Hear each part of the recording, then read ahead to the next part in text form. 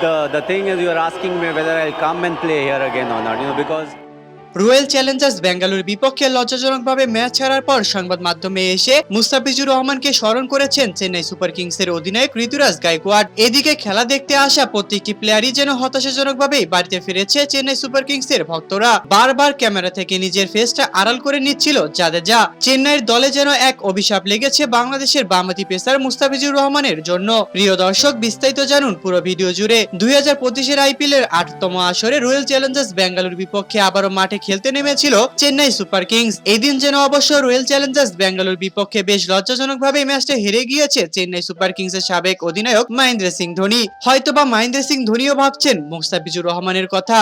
কেনই বা ভাববেন না, কেননা চেন্নাই সুপার কিংসের দলে পেসারের ভোগান্তিতে ভুগছেন এই মহেন্দ্র সিং ধোনি। তবে অপরদিকে রয়্যাল চ্যালেঞ্জার্স বেঙ্গালুরুর বিপক্ষে ম্যাচ হারার পর সংবাদ মাধ্যমে এসে মুস্তাফিজুর রহমানকে নিয়ে বেশ অনেকটাই দুঃখ প্রকাশ করেছেন ঋতুরাজ গায়কোয়াড়। তিনি হঠাৎ মুস্তাফিজুর রহমানকে নিয়ে বলেন, মুস্তাফিজুর রহমান 2024-এর আইপিএলে যেরকম দুর্দান্ত পারফরমেন্স করেছিল চেন্নাই সুপার কিংসের হয়ে, তা হয়তোবা আমরা কেউ কখনো মূল্য দিতে পারিনি। আজ হয়তোবা মুস্তাফিজুর রহমান আমাদের দলে থাকলে আমরা কোনোভাবেই রয়্যাল চ্যালেঞ্জার্স বেঙ্গালুরুর বিপক্ষে এরকম লজ্জাজনকভাবে হারতে পারতাম না। তো দর্শক, হঠাৎ সংবাদ মাধ্যমে এসে ঋতুরাজ গায়কোয়াড়ের এমন দুর্দান্ত কথা আপনাদের কাছে কেমন লেগেছে?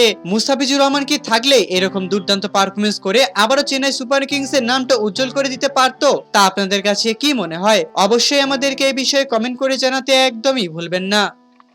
ওয়েট দর্শক, আমাদের ডেসক্রিপশনে একটি চ্যানেলের লিংক দেওয়া রয়েছে, প্লিজ এটাকে সাবস্ক্রাইব করতে একদমই ভুলবেন না। ধন্যবাদ।